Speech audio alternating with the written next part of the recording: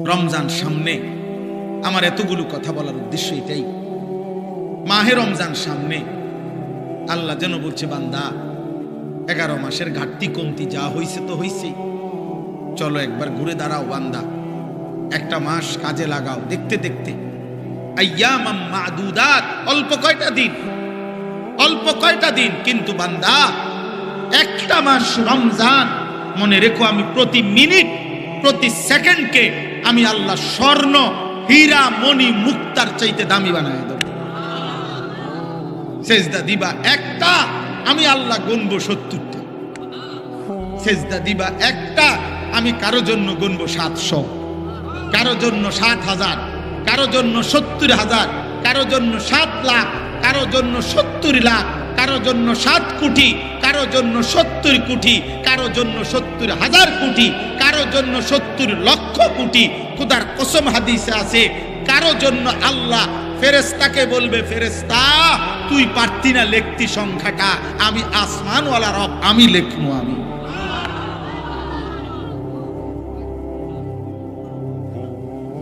তোমার ক্যালকুলেশনে হবে না রে বান্দা, ফেরেশতা তোমার কম্পিউটার এটা ধরবে না। আনা আজিজি বিহি, আমার রোজাদার বান্দার প্রতি সেকেন্ডের বিনিময়ে আমি লিখবো। আমি তুমি ভাবতা না, সেই রমজান আমাদের সামনে, এইটাই মনে করাইতে আসছি। বলছি যে কিশোর ভাই, যুবক ভাই, গত 11 মাসের ব্যস্ততা থেকে বাবা মা বোন, পর্দার আড়ালের মা, উপস্থিত বয়স্ক চাচা বাবা, অভিভাবক, সবাই আমরা মুসলমান। আরেকবার ঘুরে দাঁড়া, রমজানকে কাজে লাগা। রমজান পরিবর্তনের মাস, রমজান হেদায়েতের মাস, রমজান জীবন সাজাইবার মাস, রমজান নিজেকে গড়ে তুলবার মাস, রমজান অফুরন্ত রহমতের মাস, রমজান অফুরন্ত মাগফিরাতের মাস, রমজান কোটি কোটি জাহান্নাম থেকে নাজাতের মাস। রমজানকে কাজে লাগা, রমজানকে কাজে লাগা। সারা বছরের দুনিয়া, উপার্জন, ব্যবসা, চাকরি, সারা বছরের পড়ালেখা, সব কিছুর চাইতে ব্যস্ততা ছেড়ে রমজানকে ভিন্নভাবে সাজা। আমি আপনাদের সাথে ঝগড়া করতে আসি নাই, আমি আপনাদের সাথে দ্বন্দ্ব করতে আসি নাই, মনে করাইতে আসছি। আপনি ভাত খান, ঘুম যান, আপনি দুনিয়া উপার্জন করেন, কোনো অসুবিধা নাই। রিজিক তো হারাম না, উপার্জন তো হারাম না। চাকরি, ব্যবসা, কৃষি, ক্ষেত খামার, আয় উপার্জনের বৈধ মাধ্যম, এটা তো হারাম না। তো আল্লাহ ভুলেন কেন? আখিরাত ভুললেন কেন? নামাজ ভুললেন কেন? এক ওয়াক্ত সিজদা দিতে পারলেন না কেন? 60 বছরে, 40 বছরে, 30 বছরে এমন মালিকের কোরআন, এই চোখ যার দেওয়া, তার চোখে তার কালাম দেখে দেখেও পড়তে পারেন না কেন? যার জবান, তার দেওয়া জবানে তার কালাম উচ্চারণ করতে পারেন না কেন? বলে কেন পারেন না? বলে এই আফসোসের কি জবাব দিবেন? এই আফসোসের কি জবাব? কিয়ামতের দিন আল্লাহ এই পাপী এবং পাপীর দোসর একসাথ করে এদেরকে বলবেন, ওয়াকিফুহুম ইন্নাহুম মাসউলুন। ফেরেশতা এদেরকে দাঁড় করাও, আমি জিজ্ঞেস করব, বান্দা মা লাকুম লা তানাসারুন। সাংঘাতিক কথা আল্লাহ বলবেন সেদিন প্রত্যেক পাপীকে এবং তার পাপের সঙ্গীদেরকে একসাথ করে আল্লাহ বলবেন, মা লাকুম লা তানাসারুন। এই নাফরমান, তোর কি হলো? তোরা একজন আরেকজনকে আজ সাহায্য করছো না কেন? সেদিন না বলছিলা তুমি, দোস্ত তুই নিশ্চিন্ত থাক, আমি তোর পাশে আছি। আল্লাহ বলেন, সেদিন না বলছিলা দুনিয়াতে, আজ তাকে সাহায্য করছো না কেন? মা লাকুম লা তানাসারুন, কি হলো তোমাদের? পরস্পরকে সাহায্য করছো না কেন? বাল হুমুল ইয়াউমা মুস্তাসলিমুন। আল্লাহ বলে, না, যার কেউ সাহায্য করবে না, বরং প্রত্যেকেই আমি আল্লাহর সামনে মাথা নুয়ে পড়বে। স্যারেন্ডার, নেতাও স্যারেন্ডার, কর্মীও স্যারেন্ডার, বন্ধুও মাথা নুইবে, সহযোগীও মাথা নুইবে, প্রত্যেকেই মাথা নুয়ে ফেলবে। পাপীও পাপের সঙ্গীও, পাপ কাজের সহযোগিতাকারীও। এজন্য এটা বড় মারাত্মক। বলে যে আমি তো করি নাই, না না, সহযোগী হলো বিপদ। আল্লাহ নবী বলছে, যেমন হাদিসে আছে, লাআনাল্লাহু আকিলার রিবা ওয়া মুকিলাহু ওয়া শাহিদাইহি ওয়া কাতিবাহু। আল্লাহ নবী বলছে, যে সুদ খায় তার উপরে আল্লাহর লানত, যে সুদ দেয় তার উপরে আল্লাহর লানত, যে সুদের সাক্ষী থাকে তার উপরে আল্লাহর লানত, যে সুদের কথা লিখে দেয় তার উপরে আল্লাহর লানত, লানত, লানত, লানত। কিছু বলার থাকলে নবীকে বললেন। আপনার যদি কোনো আপত্তি থাকে, অসুবিধা, কেউ যিনি বলছেন ওনারে বলেন। উনি আছেন মদিনা শরীফে, ওনার কাছে গিয়ে বলে আসেন, রওজা শরীফে গিয়ে, যে আপনি এটা বললেন কেন, এত বড় কথা বললেন কেন। আমরা মুসলমান, আমাদের আখিরাত ভুলে গেলে চলবে না। আমরা মুসলমান, আমাদের আল্লাহ ভুললে চলবে না। আমরা মুসলমান, আমাদের নবী ভুললে চলবে না রে আব্বা। দৃশ্যমান এই দুনিয়া আমাদেরকে ছেড়ে দিতে হবে, আমাদেরকে চলে যেতেই হবে, আমাদেরকে ফিরতেই হবে আপন নিড়ে, সেটা কবর। আমাদেরকে ফিরতে হবে শুধু আরো সামনে, সেটা হাসরের। আমাদেরকে যেতে হবে আরো সামনে, সেটা ফুলসিরাত। আমাদেরকে যেতে হবে আরো সামনে, সেটা জান্নাত কিংবা জাহান্নাম। থামবেন সেদিন, জান্নাতে বা জাহান্নামে যাবেন যেদিন। এর আগে এই পথ চলা থামবে না, সামনে যেতে হবে, সামনে আগে বাড়ে। ইরতাহালাতিদ দুনিয়া মুদবিরা ওয়ার তাহালাতিল আখিরাতু মুকবিল। আল্লাহর নবী বলছে, উম্মত, প্রতি সেকেন্ড দুনিয়া তোমার পিছে যায়, প্রতি সেকেন্ড আখিরাত তোমার সামনে আগে। এজন্য আপনাকে ইচ্ছাই হোক অনিচ্ছাই হোক, ছোট ভাই, বড় ভাই, জওয়ান, কিশোর, বয়স্ক, বাবা, আমি, আপনি, পর্দার আড়ালের মা, আমাদের প্রত্যেককেই ইচ্ছাই হোক অনিচ্ছাই হোক আগে বাড়তে হবে, সামনে যাইতে হবে, সামনে। আর কোনোদিন পিছনের দিকে যাওয়া যাবে না। আল ওয়াক্তু আনফাসুন লা তাউদ, সময় নিঃশ্বাসের মতো, যার ফিরে না, আর ফিরে না।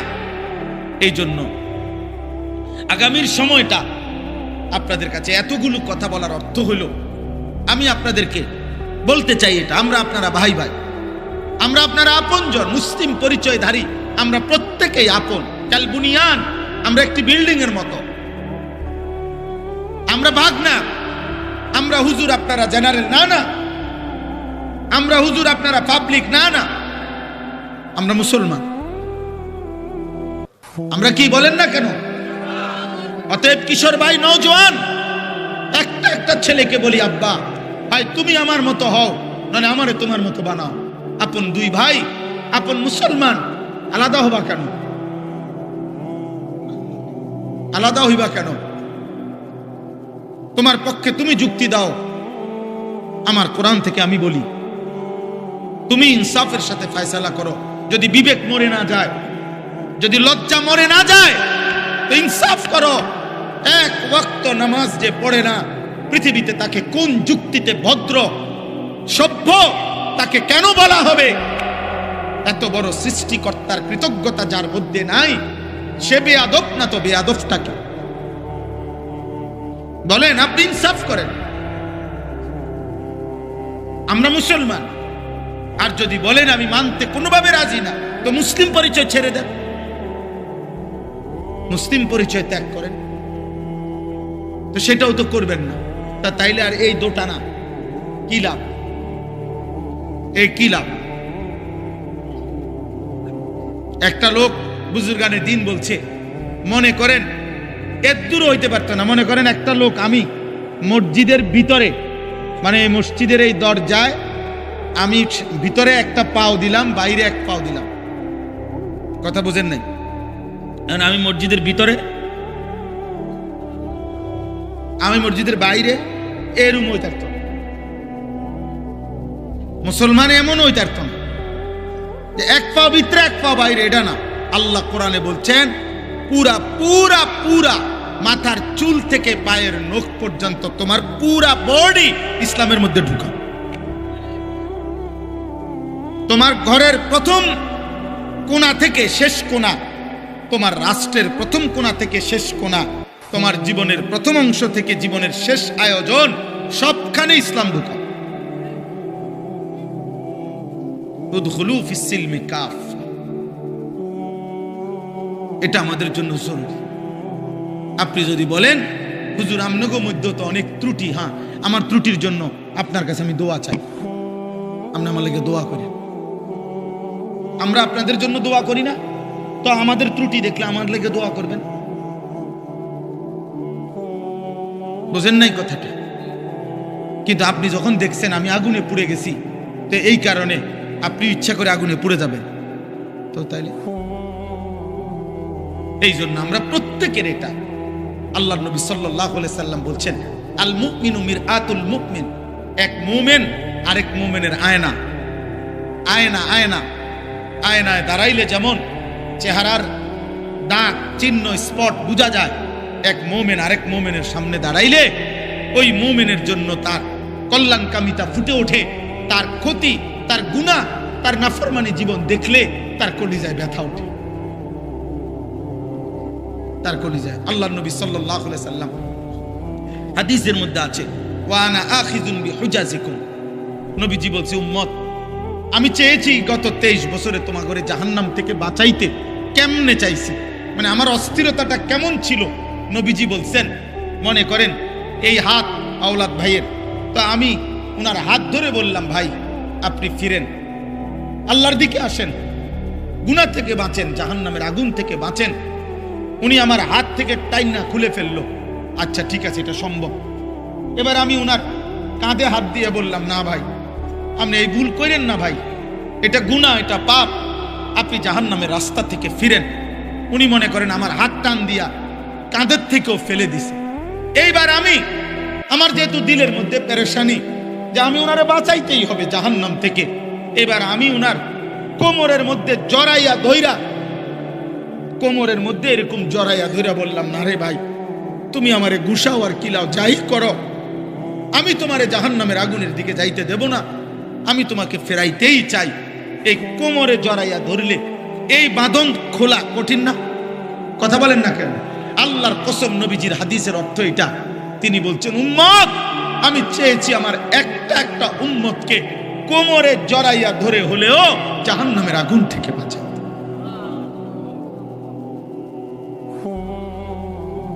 এই হুজাজি কোমর কোমর কোমর থেকে চুম্বা খেয়ে